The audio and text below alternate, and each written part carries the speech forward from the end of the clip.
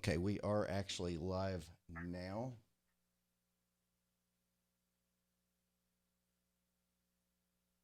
Rock and roll.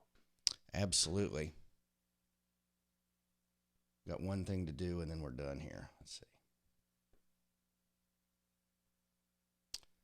Hey, good morning, folks. This is Todd Bergen, Todd.LIVE, the Create and Engage quadcast and podcast. It's going out right now to YouTube, Facebook, Periscope, and Instagram Live. I'm recording it for a podcast that has not been put on iTunes yet, probably when I've done about 10 or 12 of these. This content will be available on iTunes, Stitcher, Google Plus, and SoundCloud. So that's coming once I've got enough content to make it worthwhile to upload everything and get it going.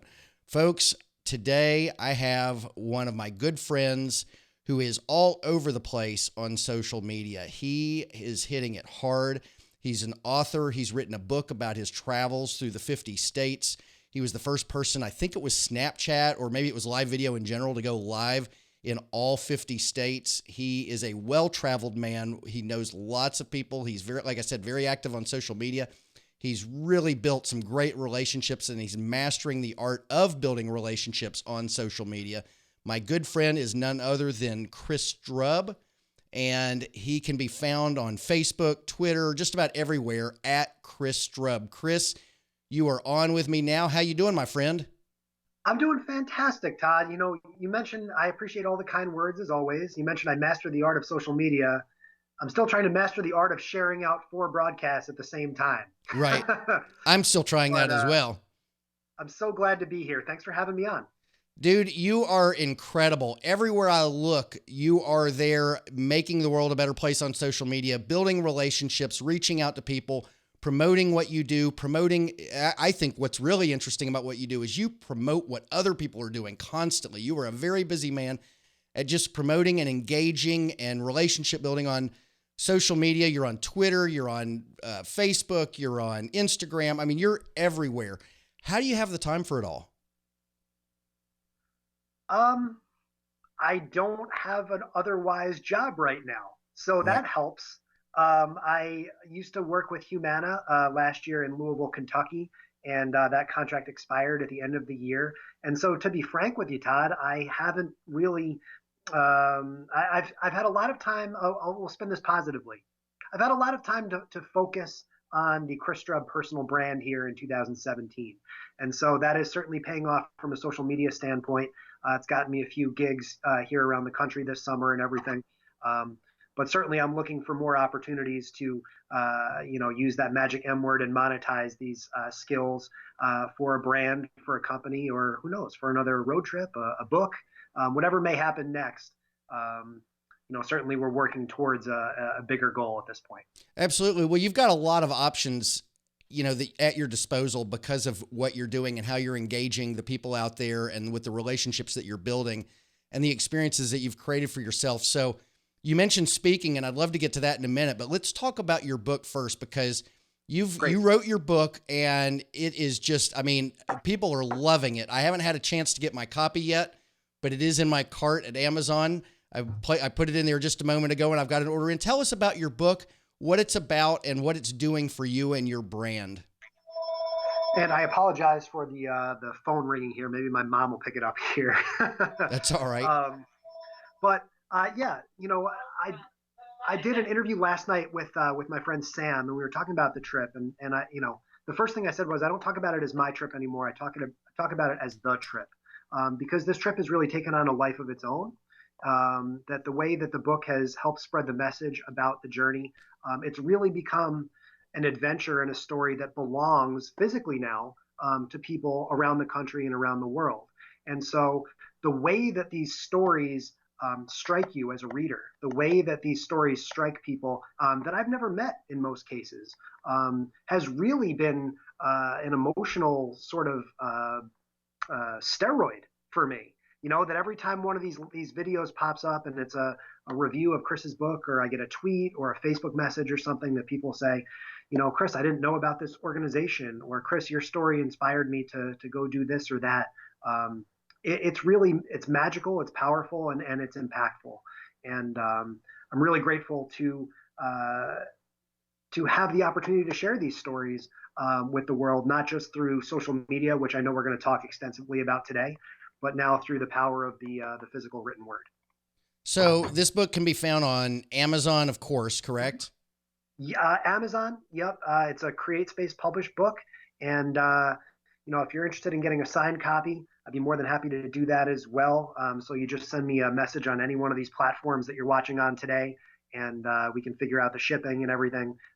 Within the US, I charge $25, which is actually less than it's going to cost you on Amazon, Mr. Todd. So if you want, I'll sign you a copy. I'll get it in the mail personally by the end of this week. And that's really the best way to buy it, is to contact me via Twitter, via Snapchat, get me your address, because then I make the most off of each book that's sold rather than paying Mr. Bezos for each one that goes out. That's exactly right. Does Amazon fulfill your orders for you, or do you fulfill the orders that come through Amazon? Yeah. Yeah, Amazon. So it's print on demand if you buy one through Amazon, so it'll come pretty quickly. But again, I have plenty of time to fulfill any of the orders that come in individually. And I love signing, especially individually. Every book that goes out, it's not just a scribble of my signature. It's, there's always something personal. And that's what's so special about these social media connections, Todd, is every book that I sign, I feel like I'm signing it to a close personal friend. That if I sign a book to you, there's going to be a deeply inscribed message in there, because we've built this connection through social media, through live streaming, even though you and I have never had the chance to meet in person yet. You know what? VidCon's coming up. That's just down the street from me. So we're going to be there. Well, I will see you at VidCon. Absolutely. I can't wait. Super excited. Well, so tell me this, before we move on from the book, one of your big experiences has been writing the book. Yeah. And what I would love for you to talk about just a little bit is your experience writing the book. What was the hardest thing? What was the struggle? And what do you feel like you learned the most from doing the book? I think the trickiest part of writing a book is putting in the work. Really, for everyone that's read the book, you see that it's just kind of it's a running blog almost of the story. And I think it's the same hang up that people get with live video or posting on Instagram or starting their own business, which is you think that everything that you do needs to be perfect, and it needs to have this pristine quality, or it needs to be representative of something to somebody else.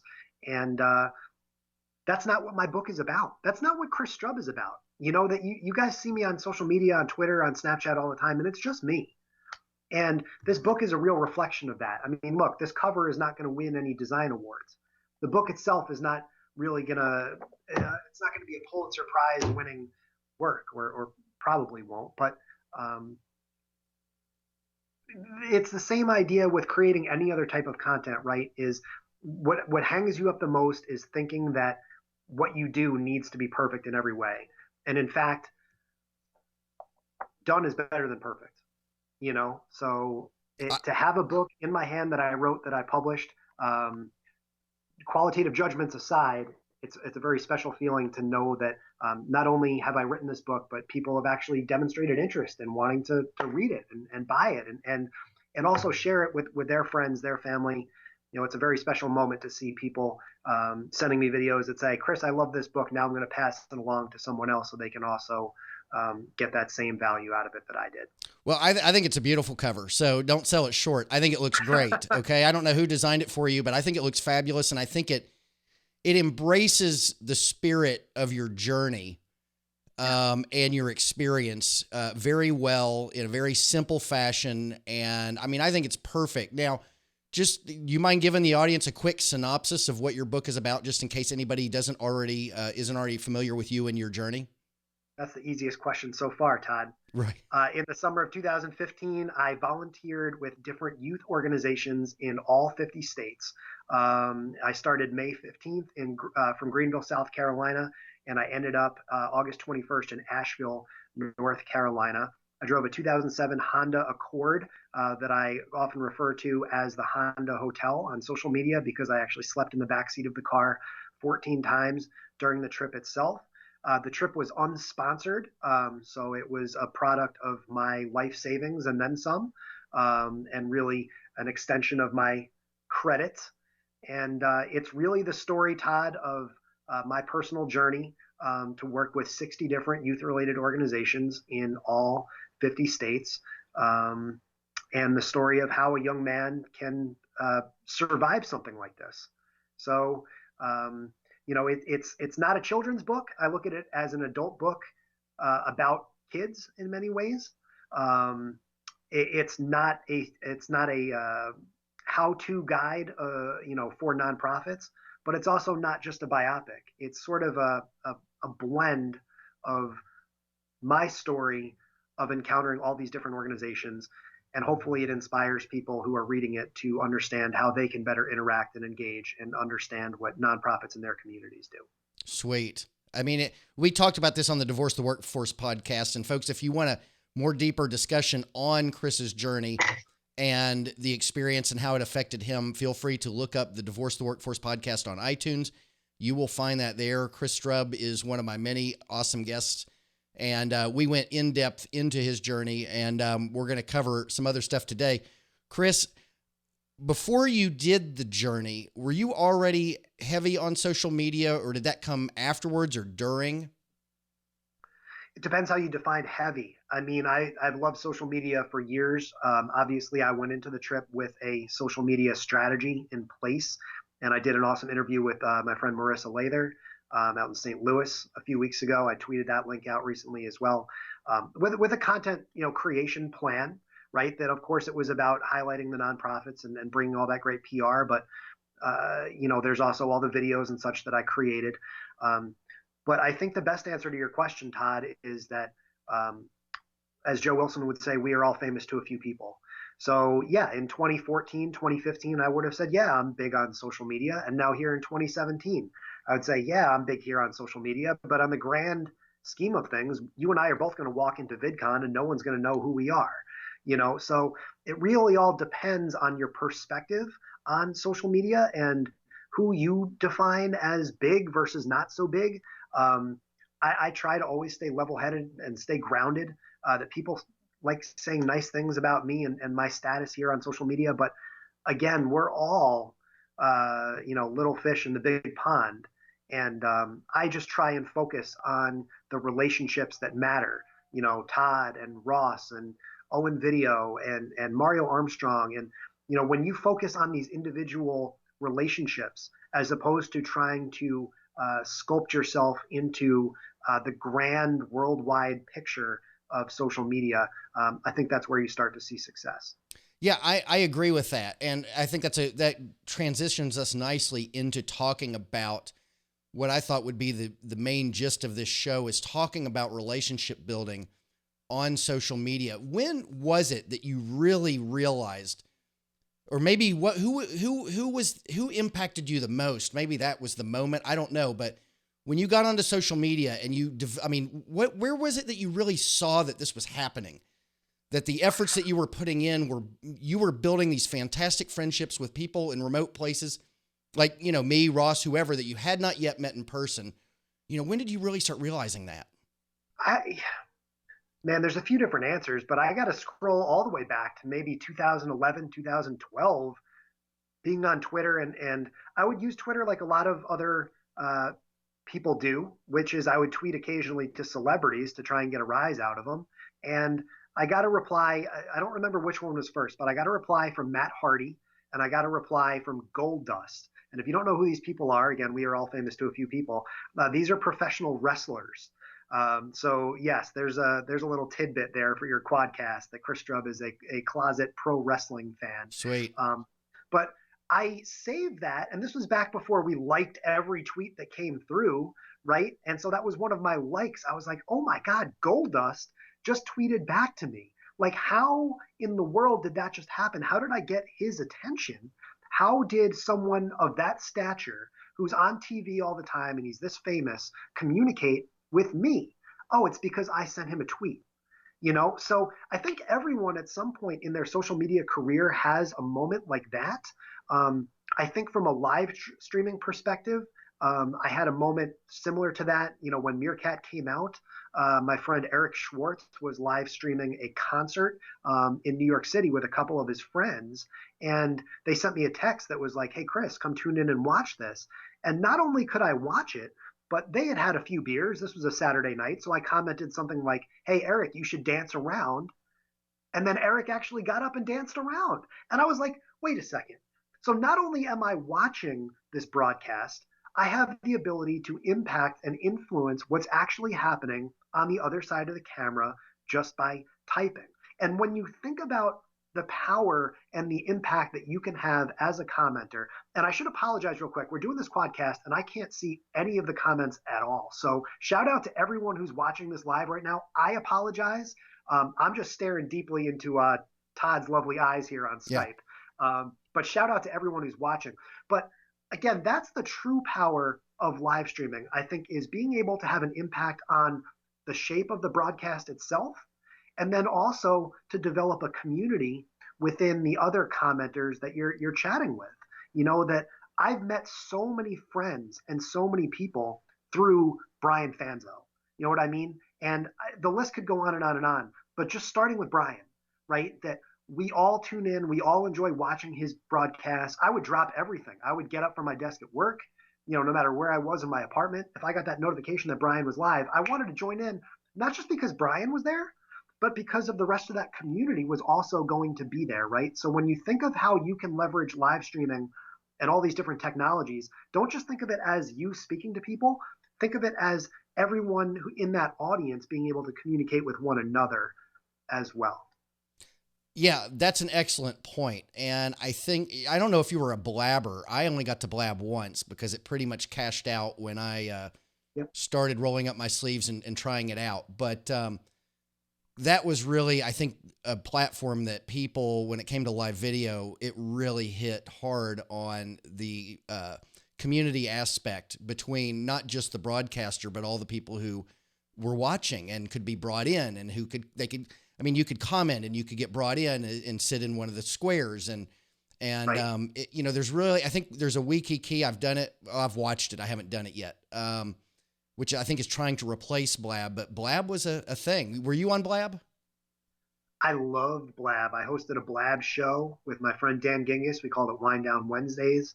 I did an episode of the Victoria Frats show with Megan Stevenson, which was really, really exciting to get a chance to sit with Victoria Frats.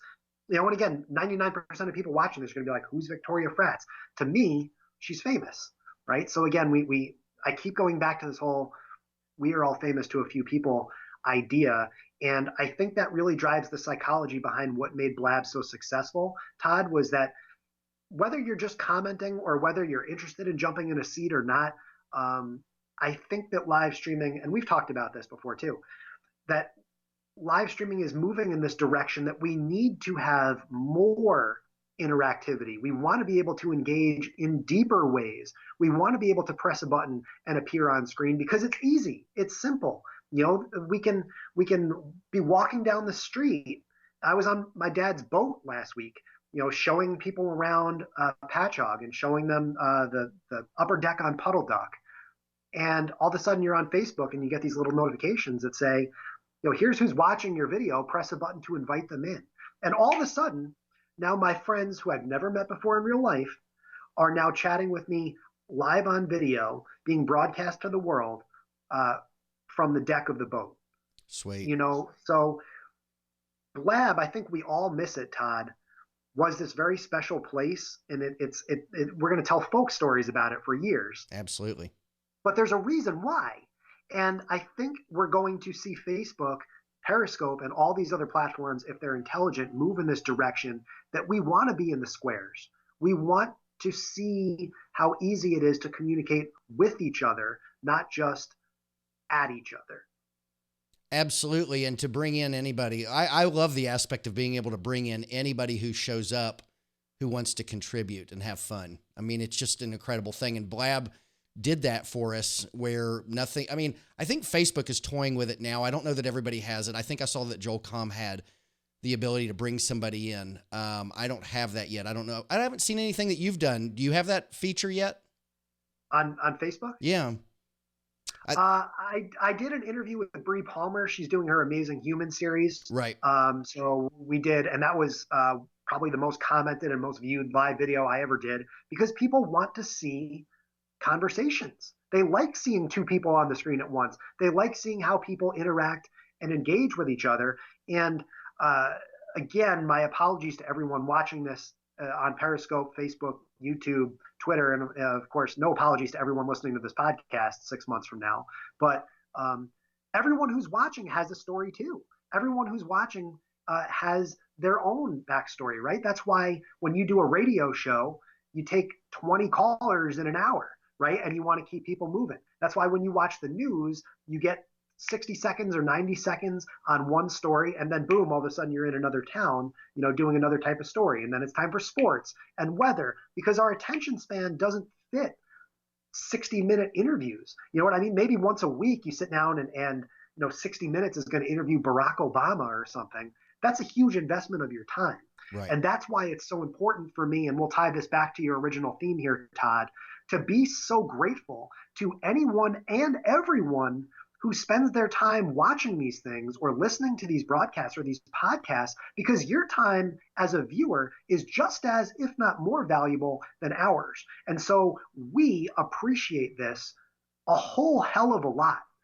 So when we say, oh, there's 3 people watching, or there's 5 people watching, or there's 50 people watching, I don't ever take that for granted.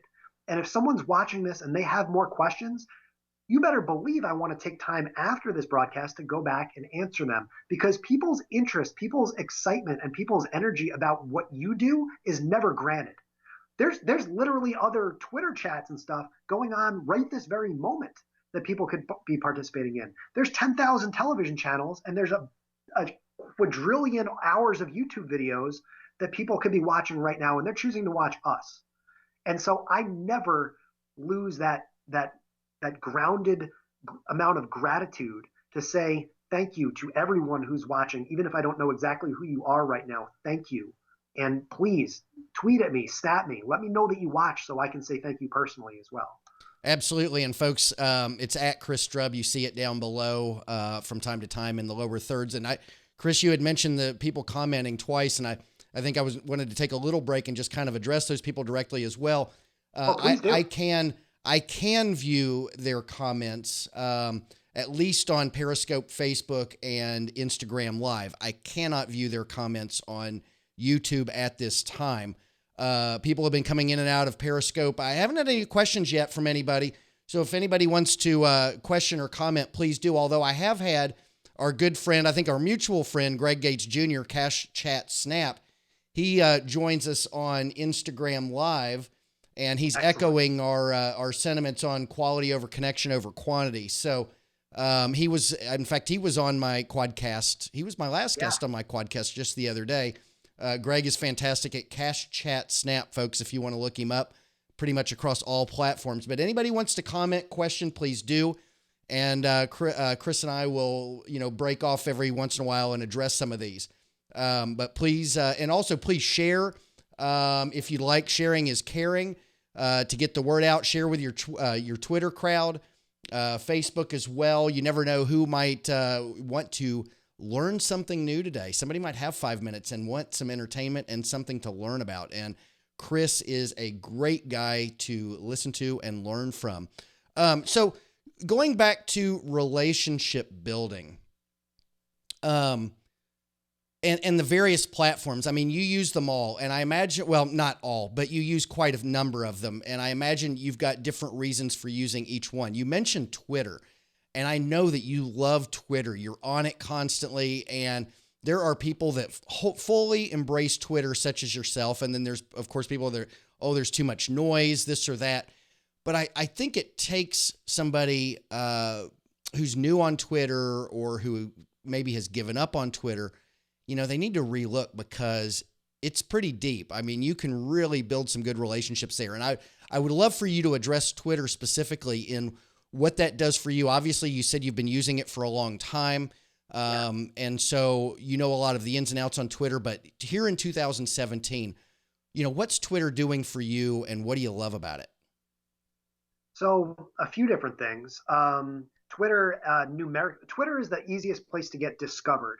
First of all, you can be the greatest Snapchatter in the world, but just because of the way that Snapchat is built, it's very difficult to be found on Snapchat. And so that's one reason why I love occasionally or pretty regularly, I guess, tweeting out excerpts and examples from my snaps. Maybe occasionally I'll upload an entire story. Again, that I don't look at these platforms as necessarily different in every way. I look at all of these different platforms as tools in my toolbox, right? So why wouldn't I want to have the Snapchat tool, the Instagram tool, and all these different tools in my toolbox? Whereas people say, oh, you got to pick your platform and focus on it and hammer it home. No, you don't. Just be you, be who you are, and be that person and be consistent across all of your different channels. Now, does that require a little bit of a learning curve? Sure, it does, right? But I wrote this blog post, and I think that's part of the title that Todd is trying to tie this podcast back to, which is 10 ways that I build relationships through social media, and most of them tie back directly to Twitter in ways that you can screenshot and you can capture the value from other places and bring them to Twitter again, which is that highly discoverable marketplace of social media content, right? And especially being able to tie that back into brands as well, to be able to get their attention, to be able to interact and engage in ways that, I'm wearing my new Run Simsbury, Connecticut quarter zip hoodie that I got this weekend. And, I had traveled up there to run a half marathon and was tweeting at Town of Simsbury, right? And I could make the greatest Snapchat story in the world about being at the race and everything, but if people didn't tweet at Run HMF and people didn't tweet at Town of Simsbury that this was happening, they would never know. So I think that's another important element of it. I think the other angle of it, and man, this answer is really dragging on. I'm sorry. No. Take your time. But the automation end of Twitter, I think, has been very valuable for me as well. And I've got a blog post out about this also, why I'm partially automating on Twitter and why that's okay. That today's June 6th. And in the last 7 months since I started automating growth on Twitter, I've more than doubled my number of followers on there from about 6,000 to now almost 13,000. And that number, even though it might not matter to us, it might not matter as much to me, the vanity metric of it, it does matter to people who are evaluating you for prospective opportunities, either to go speak or to work with their brand, or, do I trust what this guy is tweeting about and what he's saying? Or heck, I've been in Twitter moments, you know what I mean? Where they're doing, Twitter does their own moments about the big news stories and sports stories of the day. And when someone is putting tweets into those moments and they look and they see that someone has 13,000 followers versus 6,000 followers, that can make a big difference as well. So don't just think about how these things matter to you, how these vanity metrics, oh, screw it, they don't matter. They do matter, and when you wake up and you realize that you can put your pride aside, no one has ever accused me of being cold or not being engaging with people in any way. But to have doubled my number of followers on Twitter and to be able to say that I have almost 13,000 Twitter followers, that in and of itself has been a very valuable metric for me to sell to these different conferences and things that I'm heading out to this summer. So did you have to toil with the idea of partially automating your Twitter? I mean, yeah, I hate it. I hate myself for doing it, Todd. I mean, and people want to criticize me, and that's fine. I get it. But at the end of the day, you have to measure the value of these occasional criticisms. Oh man, you're automating. How dare you? What a monster.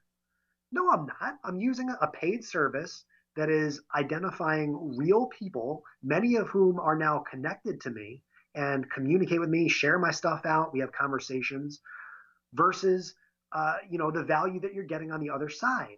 And so I don't feel bad at all My job on social media and my responsibility, not just to myself, but to all these organizations within this book, is to spread the word to as many people as possible. And if signing up for a service that gets the message out about these organizations to more people is bad in some way, then that's a reflection on you and your values, not on me. And I've learned and I've matured to the point that if you want to hate on me for automating, fine, so be it. But you know that's on you.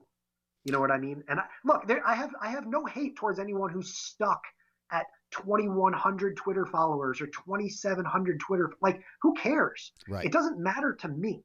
But what I'm telling you is, it matters to conference organizers. It matters to brand managers. I've met with these people. I've met with people who are decision makers about influencer marketing. And you can have the best freaking content in the world, because that's where I was for several years. I'm not any different than I was a few years ago, other than this trip, right? But there is a certain gravity to someone who has 3 times as many followers as there is to someone who doesn't. And that's just the way it is. That's the way of the world in social media.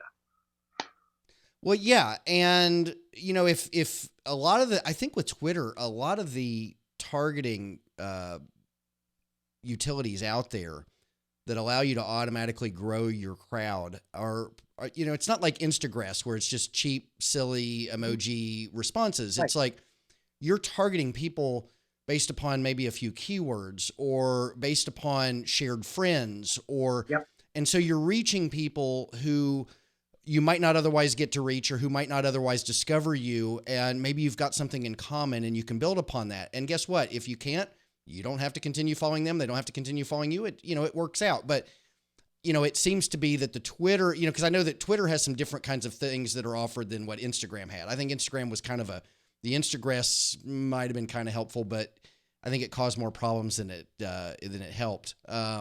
But with Twitter, I don't see that. I think I'm totally on board with what you say when it comes to Twitter, and I've seen it, and I actually use it some myself. And you can really target people who are in your community and no one else, and it's not spammy and ridiculous. But it's always going to be about depth over width, right? It's going, like, when I go to VidCon in 2 weeks, I'm going to be like, hey, Todd, where are you? Let's go get a cheeseburger, blah, blah, blah. You know what I mean? Like, that's depth of relationship, right? Like, Todd is one of my 12,700 Twitter followers, but he is not the 12,700th.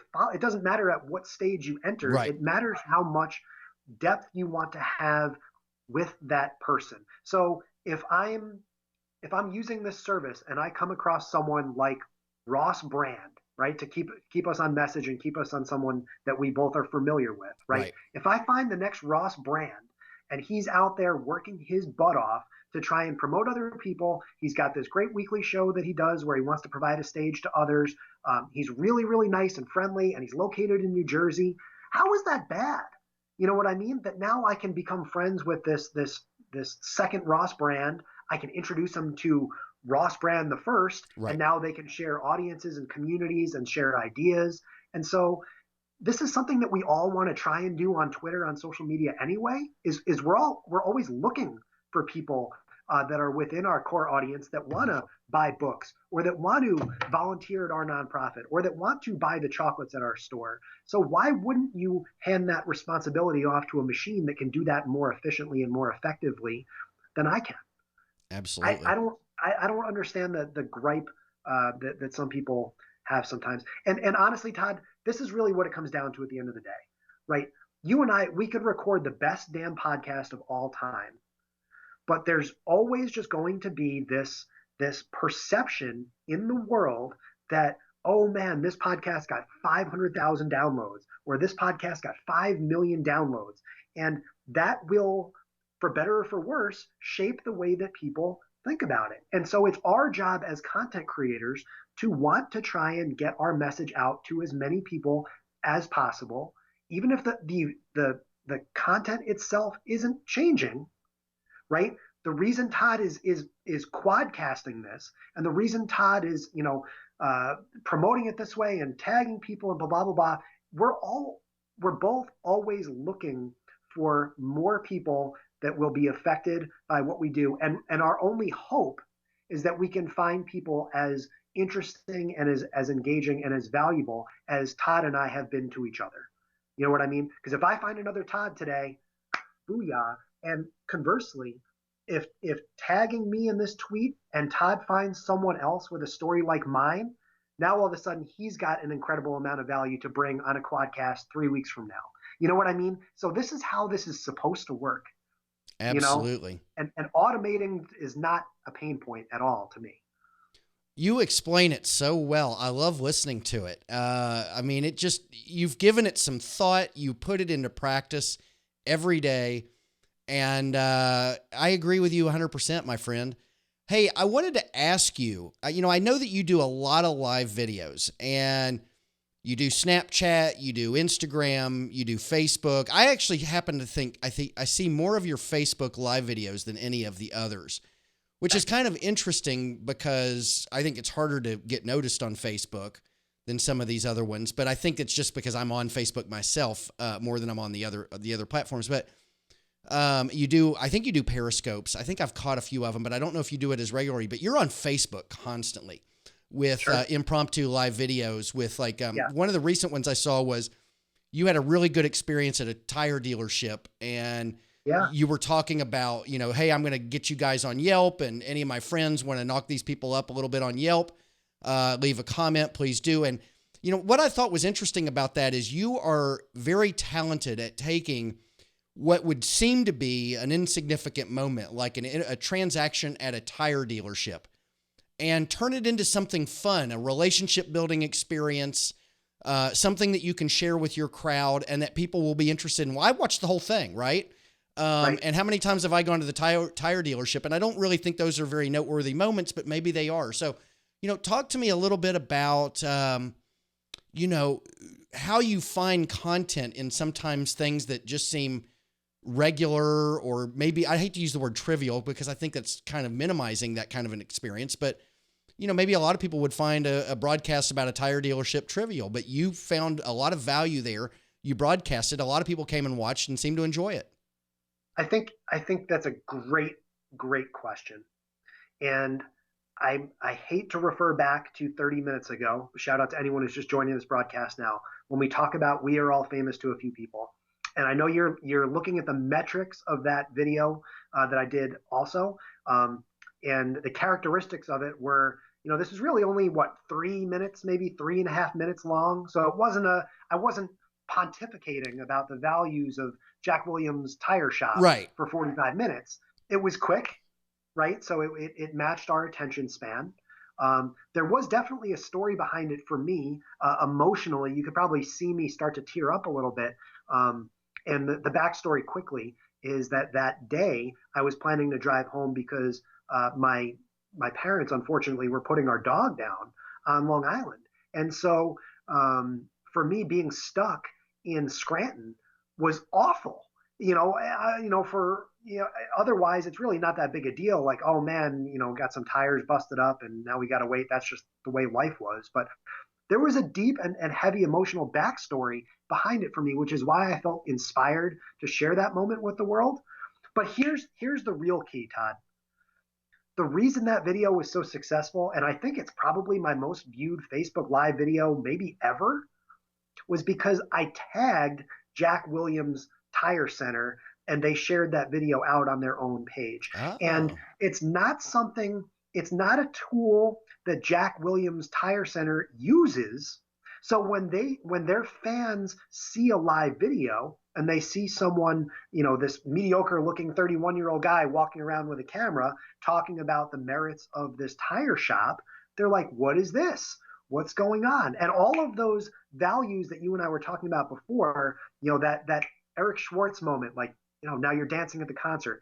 I gave hundreds of people in Bucks County, Pennsylvania, their dancing at the concert moment because they had never seen or experienced a live video in that fashion before. And so a lot of the comments on that video are from Jimmy Jones, from Scranton, Pennsylvania. I don't know who these people are. but they're sharing their experiences about the tire shop. Some of them were really great. Oh yeah, Evan works there. He's my boy. We went to high school together. Blah blah blah blah blah blah. And some of them are, oh my God, how do you say this? You're the devil. You know, this tire shop is awful and they suck and blah blah blah blah. But for better or for worse, we were spurring on that conversation that people wanted to talk about the tire shop. And more specifically, they wanted to talk about their own experiences at the tire shop. And I think this was a perfect testament to how much of an opportunity Jack Williams is missing out on by not using live video on their own, that they could have a perfectly set up discussion about Jack Williams. Let's bring in our happy customers who are talking about how much value we've delivered to them. Let's bring in Jack Williams Sr. to talk about the 75 years that he spent at this tire shop, right? So if you're running a small business, you should go back and watch this tire shop video that Todd is talking about. And we'll put a link to it here in the comments all over the place, because this was a perfect, if not spontaneous and sort of ambiguous example of how even a mediocre, unplanned, handheld, no technology live video could make an enormous difference for a small business that thinks it's got all its bases covered on a local marketing basis. If you're not using live video on Facebook, you're missing an enormous opportunity. And I think with Jack Williams, we showed that, even if it wasn't necessarily my intent to begin with. Well, wow. Okay, first of all, I feel like I hit a home run because I saw that video and I haven't gone back since the day. I mean, I watched it live. I watched it in the moment when you were doing it. Nice. I had no idea when I brought it up today that it had the kind of impact that it had. So I'm going to be going back and studying this thing and checking it out and reading the comments and seeing how people interacted, because, I mean, I looked at it from the perspective of my friend Chris Strub is making amazing content out of fairly mundane transactions, right? It's a tire shop. You had a flat tire. It happens. We do that, right? But it was amazing. I mean, I saw it as amazing content when it was live without realizing that it took off the way that it did for you. So I think that's quite incredible, and kind of goes more to, to my point that, going live and sharing these experiences, no matter how important you think that the world is going to see them, you never know what the reaction is going to be. You never know how people are going to embrace it, interact with it, love it, hate it, whatever. You just don't know until you hit the go live button. And there's things that you get involved in every day that could be a great story that I think a lot of us, I know that I do. I think, well, I don't know. No one's going to want to hear about that, but maybe they would. I think you hit it right on the head. And there was a post yesterday by our friend Roberto Blake who said the exact same thing, right? That I think we're all starting to realize that there is value in the stories that we have. I see here, again, I'm sitting at home. I see my mom walk by. She's been driving a bus for decades, right? And she also, throughout the course of her work days, occasionally goes and cleans people's houses. And you think of that, she thinks of that as mundane, right? This is what I do to make ends meet, to bring in some extra money for my family, blah, blah, blah, blah, blah. But to other people, especially other moms of millennial sons or other bus drivers or other people who have cleaned houses throughout the course of their careers, those stories are going to be super valuable because you gravitate to them, because you feel like you've been there. That's an experience that I want to be part of. That's the same psychology. Again, think about it, that we're going to go to VidCon and you and I will be able to do VidCon reviews. And the reason we do that is because we have this big shared experience at this big convention center. Same reason we talk about sports, or heck, the weather, right? Oh, it's raining. That's the simplest, easiest one, right? Like, oh, it's kind of crappy out. We don't talk about it necessarily because we got some sprinkles on our shoulders while we're walking inside. We talk about it because it's something that psychologically we can all connect about, right? And so when you think about what you're doing on a day-to-day basis, when you think about, again, the tire shop, right?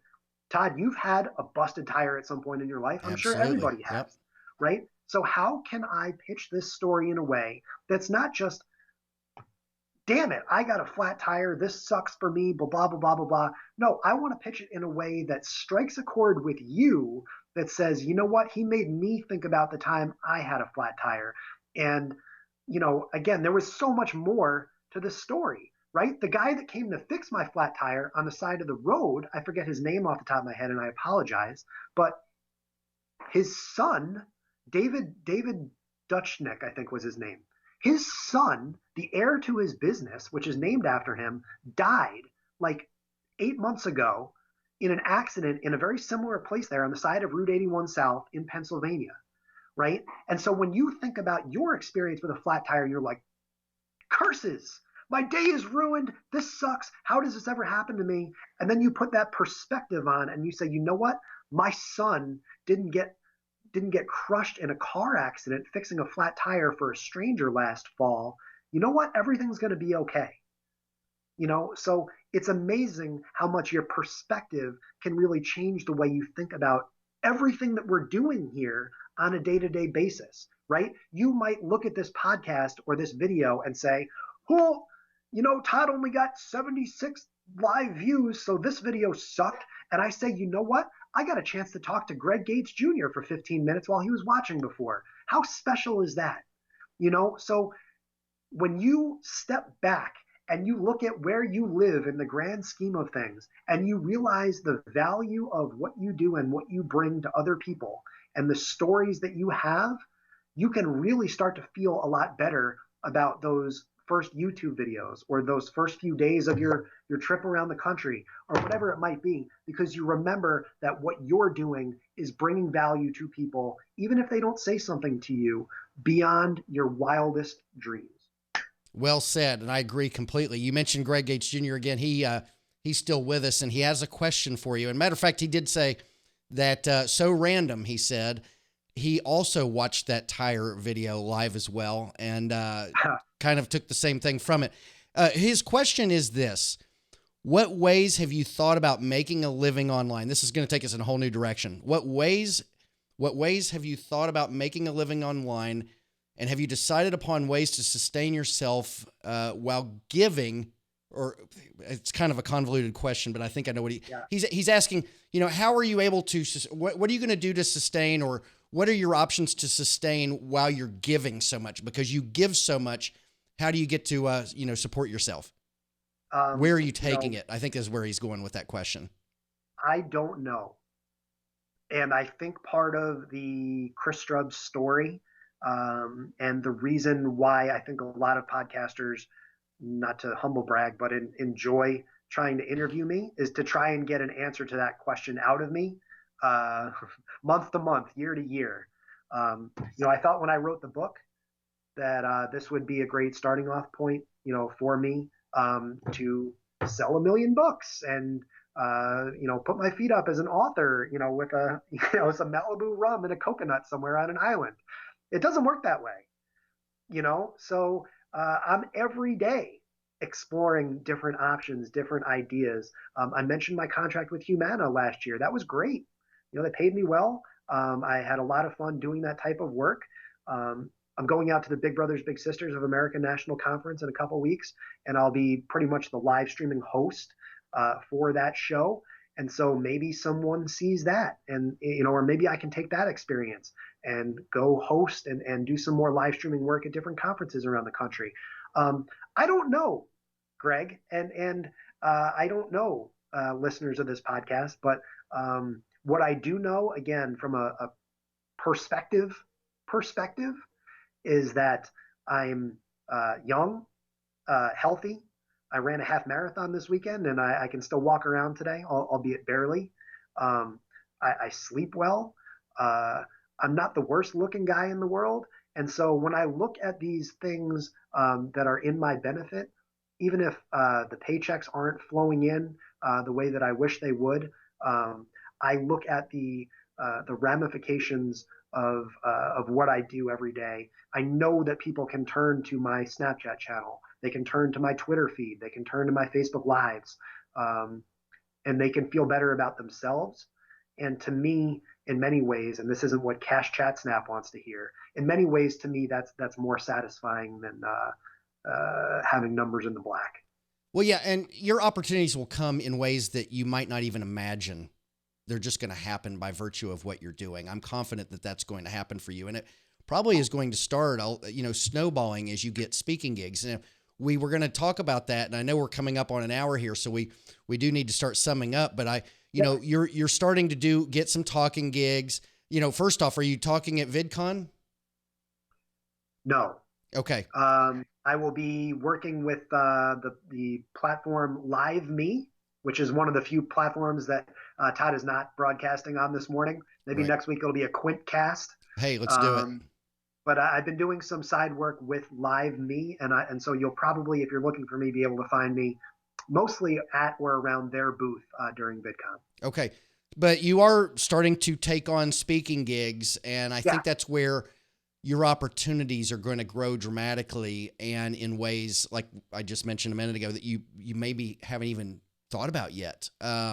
I think that's happened for other speakers. I feel like Brian said that Brian, our mutual friend Brian Fanzo, I think he said that, he started getting speaking gigs and things just really started to gel with the speaking, and he's very comfortable doing it. And that's kind of, his big thing is getting on stage and putting on these awesome presentations. And from there, people find out about you and all sorts of opportunities will present themselves. So I think that success, Todd, is infectious in a way, in a good way. I had some really amazing opportunities come up.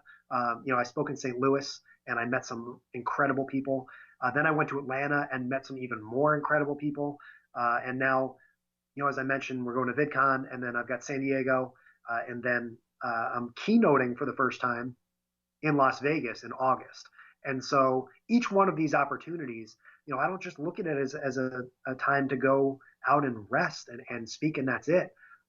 If you ever see me at a conference, I'm running around like a chicken without a head, because I'm trying to meet, take a selfie with, get to know, and connect with on social media with every single person at that damn conference.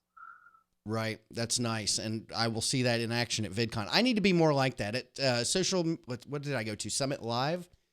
I kind of half and half did that. I kind of watched, that was my first show, and I kind of just sat back and watched and experienced. And the value was definitely in the hallway, taking pictures, like you said, meeting people. That was where the value is. I kind of coined that phrase on a Peter Nez show that I was on. He was asking me about Summit Live, and he just loved the phrase. I said, the value's in the hallway, dude. That's where it was at. Couldn't possibly agree more. Even at St. Louis, there's all these sessions going on, and I'm like, what? I can watch a session anytime I want on YouTube, but I can sit here in the lobby, and I spoke with Isaac Irvin from GoDaddy for like 90 minutes, in the hallway. And that's what it's all about. And you mentioned Summit Live. I wasn't there this year, but I was there last year, and I felt like my brain was going to explode. But, we took that brain explosion and turned that into this project called Strub Snap Swaps, which I think, even more so than the trip itself, put me on the Snapchat map, the social media map, that I did this 50-day collaborative project with Snapchatters from around the world, like Joel Comm and Brian Fanzo, Jeff Goldberg, and all these folks. And that was because I was all over the place at Summit Live last year. So that's the way you got to do it. You've got to want it. You know what I mean? If you want to succeed in whatever it is, you've got to want it at every last corner. And I hate to sound like that guy who's like, hustle, hustle, hustle. But that's why I wrote a blog post that's like, here's how I hustle. Here, when I talk about I want it all the time, here's what I do. I've literally laid it out for you in this guide. It's like, if you see what I have and you want more of that, do this for 5 years and then call me, because that's how I got here. I don't keep secrets about this stuff. I'm very, very translucent with everything that I do, or at least I try to be, so there's nothing secretive about my formula, if you will. I'm just me. Right. Well, my friend, you're doing great with it. I have one last question as we're coming up on the hour here, and I don't think it'll be a long one because I think we can sum it up pretty quickly. But I've noticed on Facebook a lot of conversation about people leaving Snapchat, and Carlos Gill started a conversation this week that's gotten a lot of attention. And I know that you have been huge on Snapchat. So I'm wondering, are you sticking with it, or are you looking at alternatives like Instagram Live, like it seems like everyone else is doing, or Instagram Stories, which everyone else is doing? What are your thoughts on Snapchat in June of 2017? I'd like to think that I'm huge on all these different platforms. I did an interview last week where someone was like, "Man, you're the Snapchat guy," and I don't like being associated permanently with any particular platform.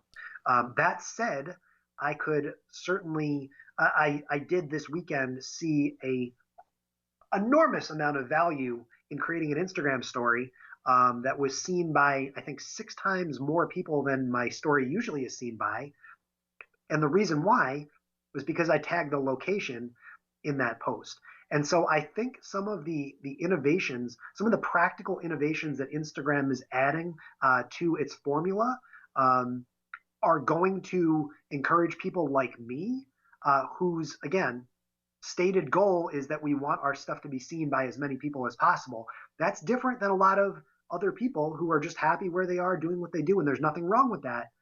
But for the Todd.LIVEs and the Brian Fanzos and the Chris Strubs of the world, where we're actively trying to get more people to watch what we do, if you can put a hashtag on your story and then that story clip comes up for, with people looking at the hashtag, or more importantly, you can tag that you're at Times Square, and now everyone from around the world who's looking at that Times Square story can see what you're doing. How could you not? It's incredible. Consider making that shift. So you're going to see more of me on Instagram stories for sure. But again, I think the most important thing to remember is, teamstrub.com, 50 States, 100 Days, the book, that I'm not until Evan Spiegel wants to sign a paycheck for me, I'll wear my specs that I paid for, but I don't want to be the Snapchat guy or the Facebook Live guy. I want to be the 50 States guy. We'll leave it at that. Absolutely. Well, I found you on Snapchat, and unfortunately I do associate with you with Snapchat, but I know that that's not your only place, but I didn't mean to peg you as the Snapchat guy, just to make that clear. But, you've been hitting it hard on there for a long time. Yeah. And, I've been playing with it a lot. Snapchat was where I got started, and, I'm starting to see value other places. I didn't think I was I'm one of the last people to kind of really be giving this some serious thought, I feel like, because I love Snapchat so much, but they're just not hanging in there and innovating and bringing us the stuff as quick. And it's hurting it. I'll create stuff on platforms for as long as there's value there. Right. And that value could come in different ways, whether it's people viewing or, hey, Todd, Greg, I like money just as much as the next person. So if someone said, hey, Chris, we want to pay you to create Snapchat stories for the next 6 months, you better believe I'll be creating Snapchat stories till the day they remove that thing from the App Store. So it's all about understanding, recognizing, and you hear this all the time from everybody, where's your audience and where are you seeing value and blah, blah, blah, blah, blah. But if you're perceptive about it, there's certainly a lot of good things going on with Instagram that are making us think twice, 3 times about where we're creating our stories every day. Yeah, it's shocking how their little updates that are constant are changing the game so fast. It really is happening at a rapid pace with them. Yeah. Well, listen, Chris. I wouldn't call it shocking, but yeah. Well, yeah, I've been a little surprised that it's happened as quickly as it has. I think it's because of the constant updates. I think it's every day there's something new on there. I know. It is. It's the money and it's the eyeballs and it's the time spent. And, they're working hard to capture what Snapchat had. And I think they're doing a great job at it. In the early days of the constant updates, I thought, gosh, it's just, it's a copy. What do we need another one for? But they're really showing us that, hey, we've got a game face on this one and we're making it happen. It's really quite a thing. Chris, yeah. I'm so happy to have you on the Quadcast and podcast. Thank you so much for your time. I don't know if you want to close out and I've already told them where they can find you at Chris Strub. If there's anything you want to tell them about, beyond where to find you on social, you've got a moment here, tell them what you think. if you've listened to this podcast all the way through and you've gotten value from my story, I will close with this, that you ain't seen nothing yet. So if you get this book, if you read this book, if you really want to try and build a relationship with me and get on my radar, get a copy of this book, read it, and then tweet me something from page 99, and say, Chris, I value your story. I love what you do. I took enough value from what you had to say, on Todd's Quadcast to get your book. And here's what I do. So 50 States, 100 Days, the book is available now at teamstrub.com. And that is absolutely, it's a big yellow key to my heart, is to understand my story. And Todd, you know what? I'll see you at VidCon. Can't wait, my friend. We're gonna a lot of people there. Roberto's gonna be there. Mike Vardy's gonna be there. You're gonna be there. I'm bringing my 13-year-old daughter. She's creating content on Instagram to promote her little Etsy shop. So I'm bringing her, and I think it's gonna be great for her. So I can't wait. Instagram? I'm sorry. You gotta plug it. You gotta plug it on the podcast. What's her Instagram so we can all add her? Instagram is ooey gooey, OOEY and she's one of the millions of 13-year-olds who are trying to sell what is it? The slime. Everybody's into slime on Instagram, and I actually think that wave has passed, but she's still doing it, and she creates content. We've even had, oh, Dad, I haven't created content in 3 days, kind of reactions and discussions and even arguments. It's like, you need to clean up your room. Oh, no, I got to create content. There she is. I found her. There you go. So I thought up that name. We were kicking around names, and we were going to go with Ooey or Gooey, or I don't remember. But anyway, that's how we came up with that. But thanks for, I should have plugged it. I didn't think about it. You are a man about promotions. You know all about it, and you're constantly thinking about it. Hey, listen, thanks again. Chris, if you want to stick on for just a minute after I close everything out, I thank everybody for joining us on Periscope, Facebook, Instagram. Oh, Instagram closed out. An hour must have passed. Once an hour passes, Instagram shuts it. And YouTube. So thank you, everybody, for joining, for commenting. We will look at the comments later and respond. Thanks again, Chris, and I am going to close out the broadcasts.